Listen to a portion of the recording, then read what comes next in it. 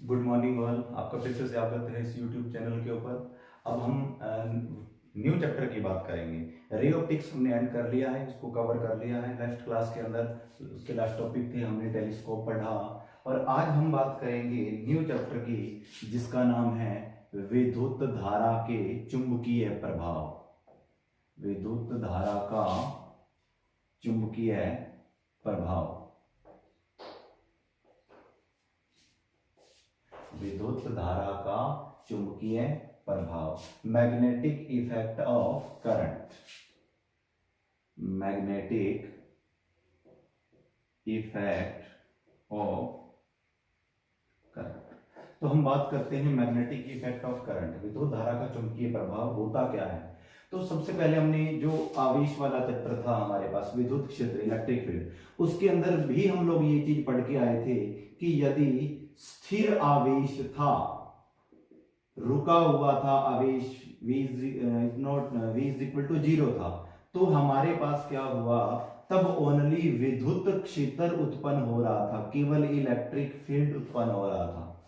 और यदि आवेश एक समान वेग से गतिशील था, एक समान वेग से गतिशील जब आवेश था, तब विद्युत क्षेत्र भी उत्पन्न हो रहा था और चुंबकीय क्षेत्र भी उत्पन्न हो रहा था। और यदि त्वरित आवेश था, त्वरित आवेश, तब विद्युत चुंबकीय तरंगे उत्पन्न हो रही थी, विद्युत चुंबकीय तरंगे। तो जब आवेश स्थिर है, रुका हुआ है, तो केवल विद्युत क्षेत्र उत्पन्न हो रहा है, चारों ओर इलेक्ट्रिक फील्ड उत्पन्न हो रहा था आवेश की।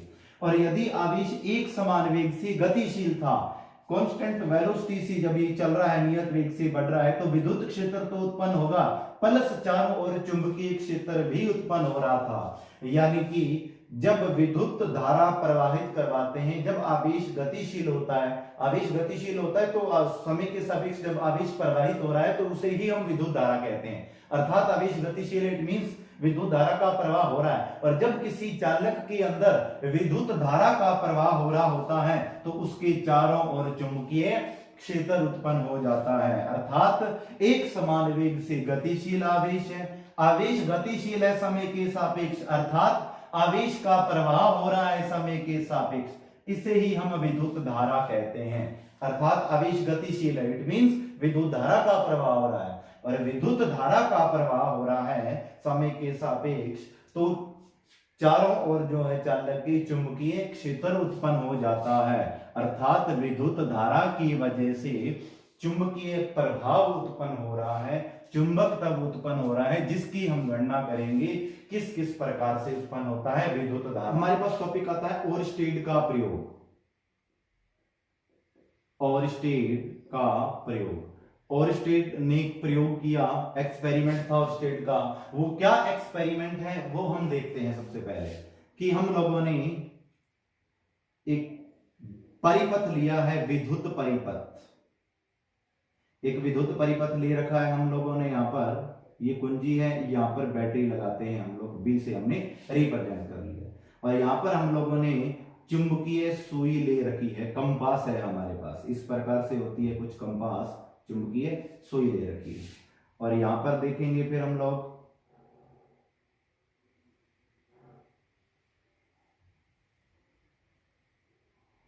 यहां पर भी हमने कुंजी के ले रखी है और यहां पर बैटरी बी ले रखी है। यहां भी एक चुंबकीय सुई होगी, कंपास होगी। और फिर हम लोगों ने देखा एक परिपथ हम यहां पर बनाते हैं, यहां पर कुंजी हम लोगों ने के लगाई है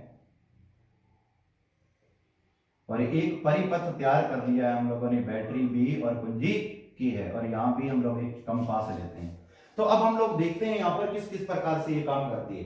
कि अभी हमने कुंजी की डोट नहीं लगाई थी, परिपथ तैयार किया हुआ है।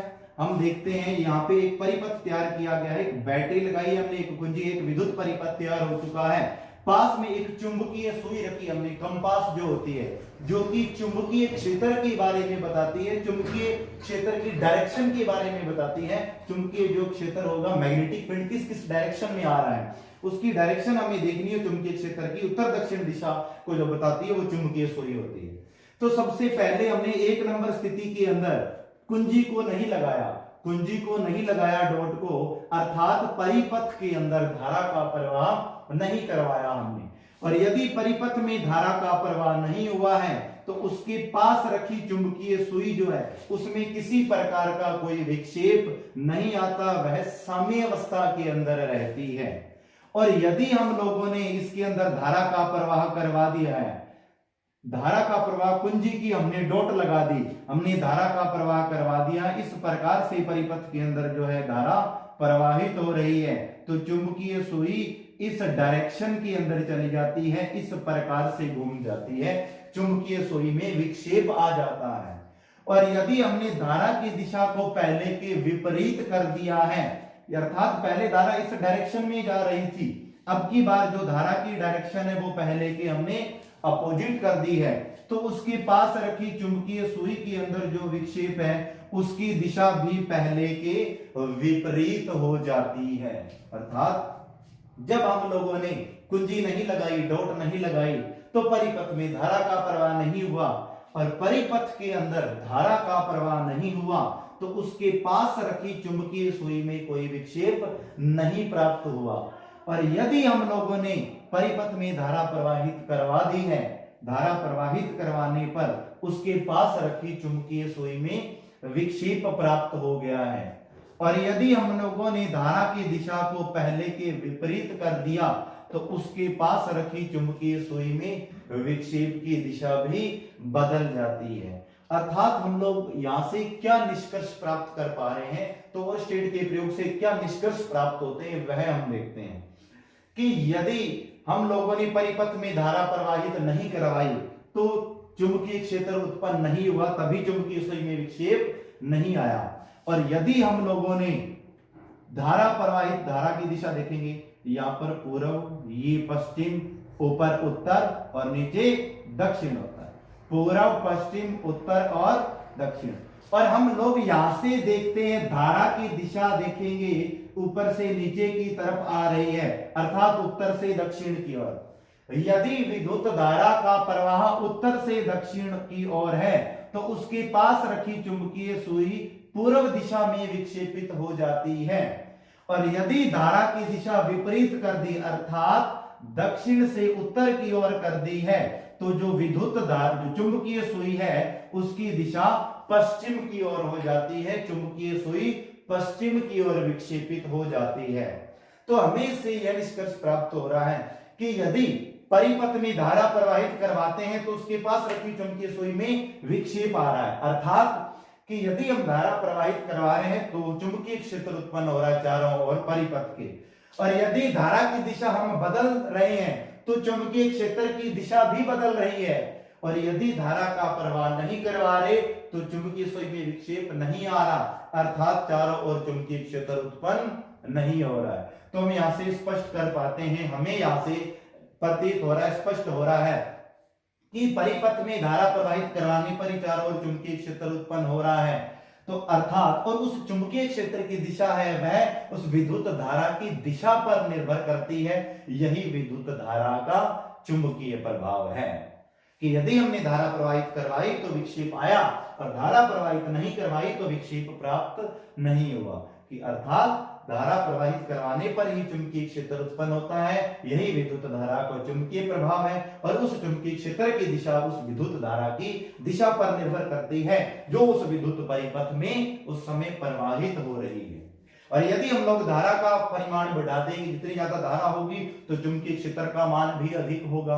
अब जितना ज्यादा हम कोई एक पोजीशन लेते हैं, हम कोई एक बिंदु लेते हैं, प्रेक्षण बिंदु, जहां पर हमें चुंबकीय क्षेत्र की तीव्रता ज्ञात करनी है, जैसे यहाँ धारा प्रवाहित हो रही तो हमने यहाँ पर एक बिंदु लिया है, इस बिंदु पर हम चुंबकीय क्षेत्र की तीव्रता ज्ञात करते हैं, चुंबकीय क्षेत्र कितना प्रवाहित हो रहा है, तो वो बिंदु जितना ज्यादा दूर होगा, दूरी बढ़ती जाएगी चालक से, तो चुंबकीय क्षेत्र का मान उतना ही कम होता जाएगा। जितना हम इसको पास लेकर आते जाएंगे उतना अधिक चुंबकीय क्षेत्र का मान होता जाएगा, उतना अधिक चुंबकीय क्षेत्र बढ़ता जाएगा। फिर हम देखते हैं जो चुंबकीय क्षेत्र उत्पन्न हो रहा है ये क्या होता है, हम चुंबकीय क्षेत्र के बारे में पढ़ेंगे, चुंबकीय क्षेत्र क्या हो सकता है। तो टॉपिक है हमारे पास नेक्स्ट, चुंबकीय क्षेत्र।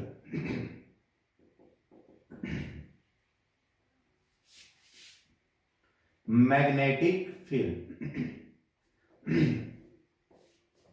तो हम बात करते हैं चुंबकीय क्षेत्र की। चुंबकीय क्षेत्र क्या होता है? नॉर्मल लैंग्वेज के अंदर हम लोग देखें इसको समझने के लिए कि जैसे एक चुंबक ले रखा है हमने एक चुंबक ले रखा है, एक कोई लोहे का टुकड़ा यहां पर हम लेकर आए तो कोई इफेक्ट नहीं होगा। जैसे ही मैं लोहे के टुकड़े को यहां पर लेकर आता हूं इतने एरिया के अंदर, तो ये चुंबक उस लोहे के टुकड़े को अपनी ओर आकर्षित कर लेता है इतने एरिया के अंदर।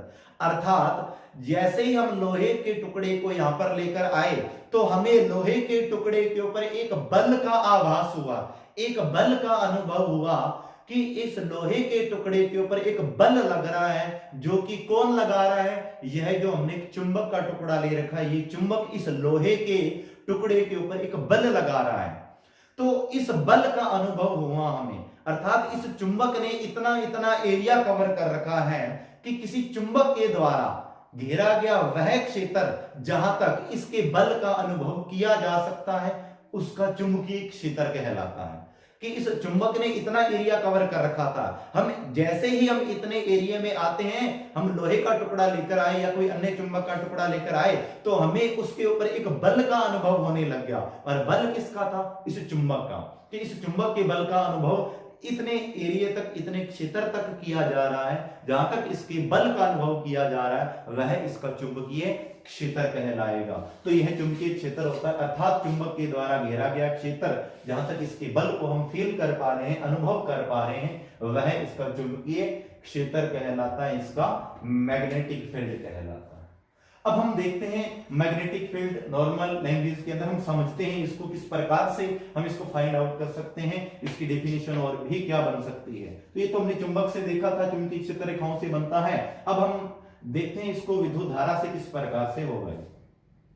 कि यदि कोई Q आवेश है वह V वेग से B चुंबकीय क्षेत्र के अंदर प्रवेश कर गया, कि V वेग से गतिशील होकर के एक चुंबकीय क्षेत्र था B, उसके अंदर कोई Q आवेश प्रवेश कर गया, तो उसके ऊपर लगने वाला जो बल होगा वो इस सूत्र से दिया जाता है, F = QV क्रॉस B से इसको हम प्रदर्शित करते हैं। इस प्रकार से ये फॉर्मूला दिया जाता है। कब? जब कोई आवेश किसी वेग से गतिशील होकर एक समान चुंबकीय क्षेत्र में प्रवेश कर रहा होता है, तब उसके ऊपर जो बल लगता है वह इतना बल लगेगा। और यदि हम क्रॉस प्रोडक्ट को हटाते हैं तो QVB sin थीटा आता है, और यदि डॉट प्रोडक्ट हटाते हैं तो cos थीटा। ये वेक्टर लॉ हम पहले आ चुके हैं, हमने पढ़े हैं, 11th क्लास में आ जाते हैं। तो आगे हम देखते हैं इफ थीटा = 90 डिग्री हो, कि यदि जो आवेश है जो चुंबकीय क्षेत्र के अंदर V वेग से लंबवत प्रवेश कर रहा है, थीटा की वैल्यू 90 हो रही है, तब क्या बनेगा? F = QVB, क्योंकि साइन 90 की वैल्यू 1 होती है। कि यदि जो Q था वो V वेग से गतिशील होकर V के लंबवत प्रवेश कर रहा है, इसमें लंबवत एंटर हो, तब जो थीटा है 90 होगा, और 90 होगा तो साइन 90 का मान 1 होता है, साइन 90 की वैल्यू 1 हुई, तो F = QVB बचता है।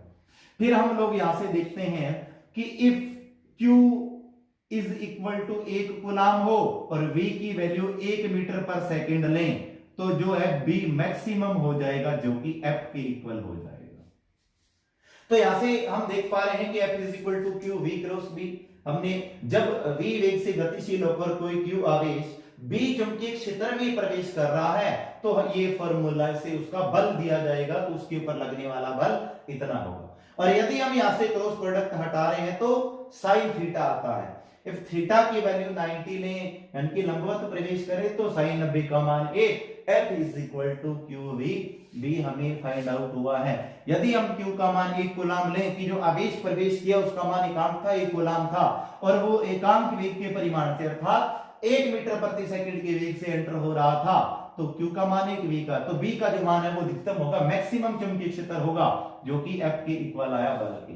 तो यहां से डेफिनेशन क्या बन पा रही है कि यदि एकांक जो आवेश था, 1 कूलाम आवेश था, वो एकांक वेग के परिमाण से अर्थात 1 मीटर प्रति सेकंड के वेग से गतिशील होकर के वो चुंबकीय क्षेत्र में लंबवत प्रवेश करता है, तो जो उसके ऊपर लगने वाला बल होगा वही उसके चुंबकीय क्षेत्र के अधिकतम चुंबकीय क्षेत्र के इक्वल होगा। तो यहां से हम चुंबकीय क्षेत्र की डेफिनेशन दे सकते हैं। तो फिर हम देखते हैं इसका कुछ मात्रक फाइंड आउट करके देखते हैं, हम इसकी विमा भी देखेंगे तो किस प्रकार से बनेगी। तो इसके मात्रक के बारे में जानते हैं हम चुंबकीय क्षेत्र की। चुंबकीय क्षेत्र एक सदिश राशि होती है, इसकी एक डायरेक्शन होती है, तो इसलिए चुंबकीय क्षेत्र को हम लोग सदिश राशि में काउंट करते हैं। अब हम देखेंगे इसका मात्रक क्या होता है, चुंबकीय क्षेत्र को कैसे मापते हैं।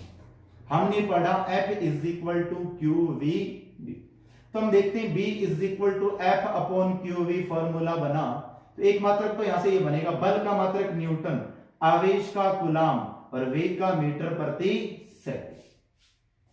तो एक मात्रक तो इसका ये बन सकता है, हम इसको ऐसे भी लिख सकते हैं। तो फिर आगे हम लोग इसका एक मात्रक टेस्ला भी होता है, चुंबकीय क्षेत्र की तीव्रता टेस्ला भी होता है, न्यूटन सेकंड प्रति कूलाम इनटू मीटर भी हो सकता है। और भी हम लोग देखना चाहते हैं वेबर होता है, वेबर पर मीटर स्क्वायर भी हो सकता है, और भी बहुत अन्य मात्रक हम लोग लिख सकते हैं इसके। तो आगे हम लोग देखें इसकी विमा के बारे में। तो विमा क्या हो सकती है, न्यूटन, बल की विमा m1 L1 T-2, second, time T1 आ जाएगा, फिर कूलाम आवेश की विमा A1 T1, और फिर मीटर तो लेंथ के लिए L1, L1 से L1 कैंसिल, T1 से T1 कैंसिल, m1, और फिर हम लोग देख पा रहे हैं T-2 और A-1। तो ये विमा चुंबकीय क्षेत्र की हो जाएगी, चुंबकीय क्षेत्र की तीव्रता की हो जाएगी, जो एक सदिश राशि है, यह इसका मात्रक होता है और यह चुंबकीय क्षेत्र की विमा होती है। नेक्स्ट टॉपिक की बात करते हैं, बायो सावर्ट का नियम। बायो सावर्ट का नियम नेक्स्ट टॉपिक आ रहा है। बायो सावर्ट के नियम के बारे में हम देखेंगे कि बायो सावर्ट का नियम क्या होता है। तो अब हम बात करते हैं इस नियम की। बायो सावर्ट नियम क्या रहेगा कि हम लोगों ने एक कोई चालक तार लिया हुआ है, इसके अंदर हम आई धारा प्रवाहित करवा रहे हैं। हम क्या करते हैं, इस नियम से चुंबकीय क्षेत्र की गणना करेंगे कि यदि किसी चालक तार में जब हम धारा प्रवाहित कराते हैं तो चारों ओर चुंबकीय क्षेत्र उत्पन्न होता है, जो कि अभी हम लोग और स्टेट के प्रयोग में कंफर्म कर चुके हैं कि यदि किसी चालक तार में धारा प्रवाहित करवा रहे थे किसी चालक के अंदर, तो चारों ओर एक चुंबकीय क्षेत्र उत्पन्न हो रहा था। अब उस चुंबकीय क्षेत्र की हम गणना करनी होगी, उसकी तीव्रता की, तो वो किस प्रकार से करेंगे हम, उसके लिए हम बायो सावर्ट का नियम अप्लाई करेंगे। आगे एम्पियर के नियम भी आते हैं, तो बट हम पहले बायो सावर्ट देखते हैं। एक हमने सीधा कोई धारावाही चालक तार लिया है जिसके अंदर हम आई धारा प्रवाहित करवा रहे हैं, तो इसके चारों ओर चुंबकीय क्षेत्र उत्पन्न होगा, वो हम ज्ञात करेंगे। तो हमने इसके ऊपर एक अल्पांश ले लिया है dl। अल्पांश हम कब लेते हैं कि जब हमारे पास इस, जैसे फॉर एग्जांपल हम बात करते हैं तार की लंबाई बहुत अधिक है, तो बहुत अधिक के लिए वैल्यू फाइंड कर पाना थोड़ा मुश्किल हो जाता है, तो इसके बराबर बराबर हम कुछ टुकड़ों में डिवाइड कर लेते हैं, जिसे हम अल्पांश कहते हैं। किसी एक टुकड़े की वैल्यू, अर्थात अल्पांश के लिए आप चुंबकीय क्षेत्र की गणना करके पूरे की ज्ञात करनी हो तो हम समाकलन करके, इंटीग्रेशन करके लिमिट रख देते हैं, तो पूरे सिस्टम की जो वैल्यू हमें प्राप्त हो जाती है। तो हम देखते हैं, पहले हमने एक अल्पांश लिया है dl।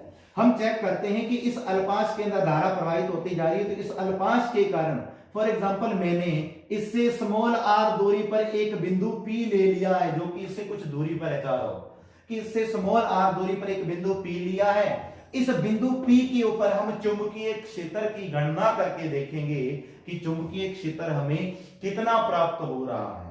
तो हम देखते हैं, आई धारा प्रवाहित हो रही थी, dl हमने एक अल्पांश लिया, इस अल्पांश से r दूरी के ऊपर एक बिंदु हमने P ले लिया, इस बिंदु P के ऊपर हम चुंबकीय क्षेत्र की गणना करेंगे, जो कि ये अल्पांश को मिलाने वाले से बिंदु P को मिलाने वाली रेखा है, वह इस धारावाही चालक तार से थीटा कोण बना पा रही है।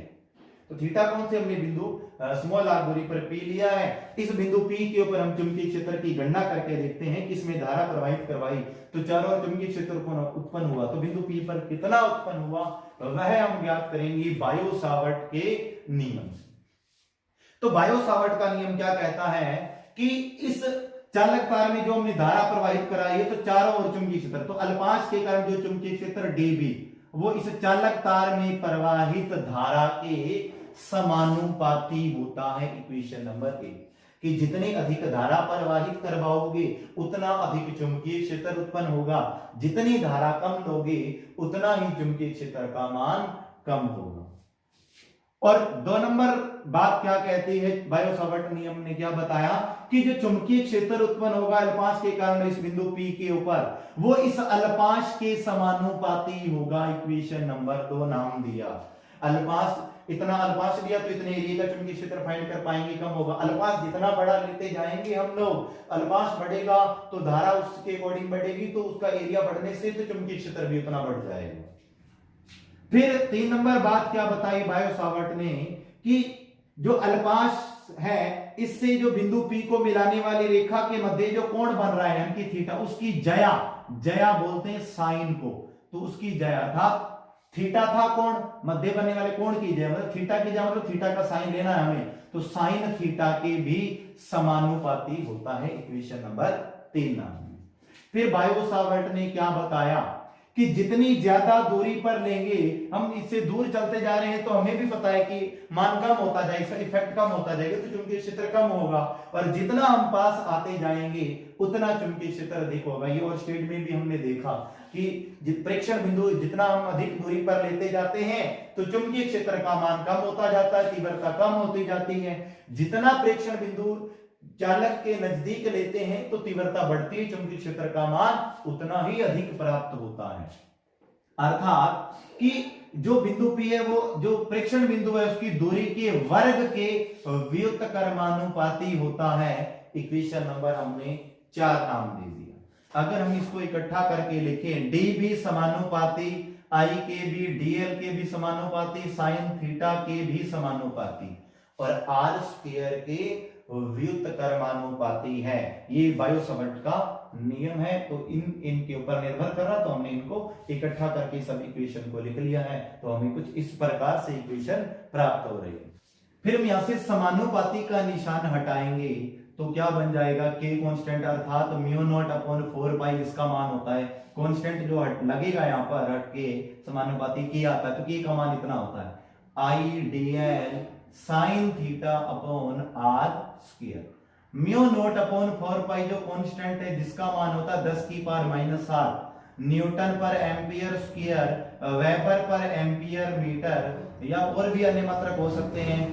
तो ये μ0/4 जो कांस्टेंट है जिसका मान आ चुका है 10⁻⁷ newton per ampere square, weber per ampere into metre, या tesla per ampere into tesla metre per ampere. तो इस प्रकार से जो भी मात्रक आप निकालना चाहो निकाल सकते हो, 2-3, तो हमने जस्ट पढ़े इस फॉर्मूले के अकॉर्डिंग एडजस्ट करके, तो ये इसका मान आ चुका है।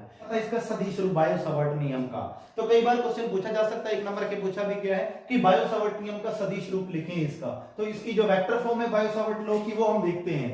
हमें फाइंड आउट हुआ dB = μ0/4 IDL sine theta upon are square, तो हमें ऐसा कुछ प्राप्त हुआ है। फिर हम इसको सदिश रूप में लिखते हैं, dB vector = μ0/4 IDL sine theta upon are square R cap, इसी वेक्टर को, तो हमने इसको इस प्रकार से लिख लिया।